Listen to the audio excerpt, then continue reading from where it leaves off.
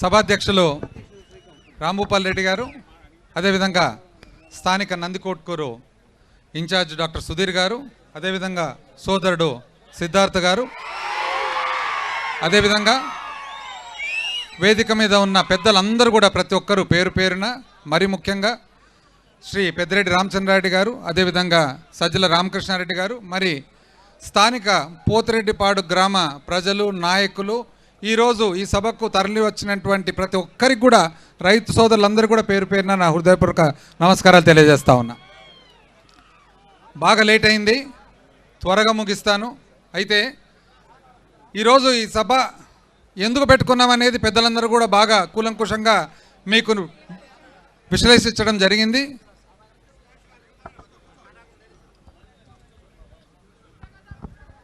అయితే తెలుగుదేశం వాళ్ళందరూ కూడా, కొంతమంది శాసనసభ్యులు కూడా, రాయలసీమ ప్రాంత శాసనసభ్యులు ప్రెస్ కాన్ఫరెన్స్లు, ప్రెస్ మీట్లు పెడుతున్నారు. చూసింటారు కదా, అందరూ చూసినారా? చూసిన తర్వాత నాకు కొంతమంది అడిగారు అనమాట, ఏందన్నా ఏందేందో మాట్లాడుతున్నారంటే, ఏం మాట్లాడుతున్నారు అంటే, ఏందో క్యూసెక్కులు అంటారు, టీఎంసీలు అంటారు, ఏంటివి క్యూసెక్కులు అన్నారు. కరెక్టే, వాళ్ళు ఇష్టాంతరానికి మాట్లాడతారు, వాళ్ళకి బాగా అలవాటు అయింది. తమ్మిని బమ్మి, బమ్మిని తమ్మి చేసేది వాళ్ళకి బాగా శక్తి వాళ్ళకి. ఎందుకంటే లడ్డు సంగతి చూసినాం కదా, చూసినారు కదా లడ్డు సంగతి.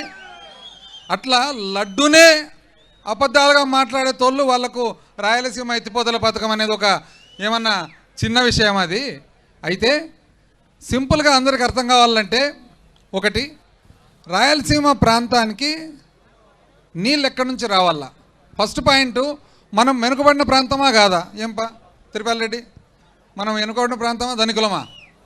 వెనుకబడిన వాళ్ళమే కదా, నువ్వు ఒక్కరు ధనికుల వల్ల వెనుకబడిన ప్రాంతం కదా, నీళ్లు లేక అల్లాడుతుంటాం. ఇప్పుడు కాదు, చరిత్ర ఎప్పటి నుంచి చూసినా కూడా. ఎందుకంటే వర్షాలు తక్కువ, నైరుతి ఋతుపవనాలు, ఈశాన్య ఋతుపవనాలు రెండు కూడా రాయలసీమకు తగలవు అన్నమాట. అయితే నీళ్ళు ఎక్కడి నుంచి తీసుకోవాలో, మనము నీళ్లు తీసుకోవాల్సినది ఇక్కడ కనపడే నీళ్ళు శ్రీశైలం నుంచి.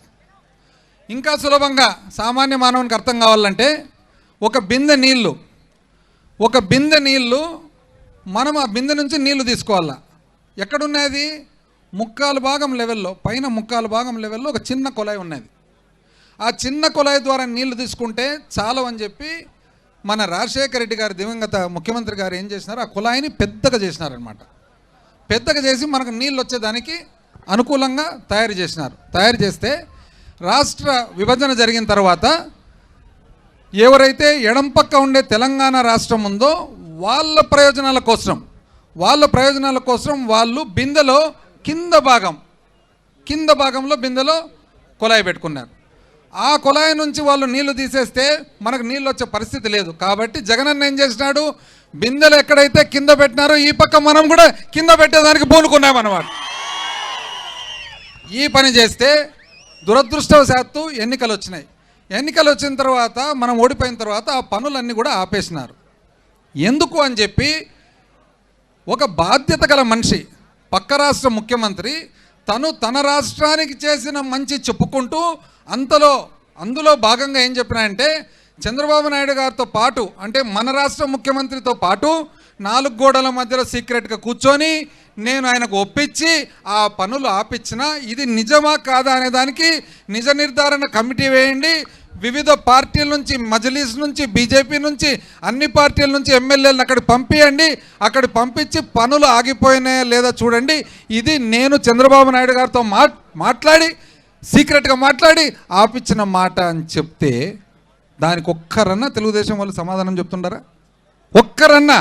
అంటే ఈ రాష్ట్ర ముఖ్యమంత్రి తను ఏ రాష్ట్రానికైతే ముఖ్యమంత్రిగా ఉన్నాడో ఇంత పెద్ద ద్రోహం చేస్తుంటే ఆ రాష్ట్రానికి ఒక్కరన్నా తెలుగుదేశం పార్టీ తరఫున రాయలసీమ నుంచి వచ్చి నిజాలు మాట్లాడుతున్నారు? మాట్లాడకపోగా క్యూసెక్కులు, టీఎంసీలు, పెద్ద పెద్ద పదాలన్నీ మాట్లాడుతూ ఉన్నారు. ఈరోజు మనం గమనించినట్లయితే చంద్రబాబు నాయుడు గారికి ఏ రోజు కూడా రాయలసీమ ప్రాంతం మీద మమకారం కానీ ప్రేమ కానీ లేదని చెప్పి గత 30-40 సంవత్సరాల తన పరిపాలన మనకు చెప్తూ ఉంది. ఏది ఏమైనా కూడా ఈరోజు మొదటిగా ఈ ఉద్యమము స్టార్ట్ చేసి, ఈ ఉద్యమం వలన జరిగేది ఏమంటే, చినికి గాలివానై ఏదో ఒక రోజు పోతిరెడ్డిపాడు హెడ్ రెగ్యులేటర్ కాడ పనులు ఈ ప్రభుత్వం అన్నా మొదలు పెట్టాలి, లేదా పొరపాటున కూడా పోయినసారి మాదిరి మనం ఎవరం కూడా నీకు 15 నీకు 15 నీకు 18 అని టెంప్ట్ కాకుండా పొరపాటున కూడా నీకు 15 నీకు 18, ఎందుకంటే ఎవ్వరికి 15 రాదు, ఎవ్వరికి 18 రాదు.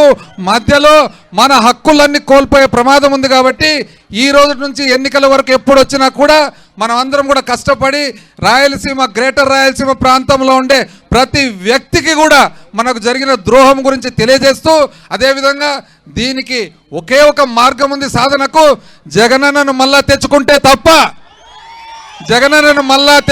తప్ప మన భవిష్యత్తు ఉండదని చెప్పి మనము ఈ ఉద్యమం ద్వారా తెలియజేయాలని చెప్పి తెలియజేస్తూ, మరొకసారి కూడా తక్కువ సమయంలోనే గొప్ప సంఖ్యలో వచ్చిన వివిధ నందికోటగురు కాన్స్టిట్యున్సీతో పాటు నంద్యాల పార్లమెంట్ ఉండే ప్రతి ఒక్క నియోజకవర్గం నుంచి వచ్చిన వాళ్ళకు, అదేవిధంగా కర్నూలు నుంచి వివిధ నియోజకవర్గాల నుంచి వచ్చిన వాళ్ళకు, అదేవిధంగా గ్రేటర్ రాయలసీమ ప్రాంతంలో ఉన్న వివిధ నాయకులు వచ్చిన వాళ్ళందరికీ కూడా నా హృదయపూర్వక కృతజ్ఞతలు తెలియజేస్తూ సెలవు తీసుకుంటా ఉన్నాను.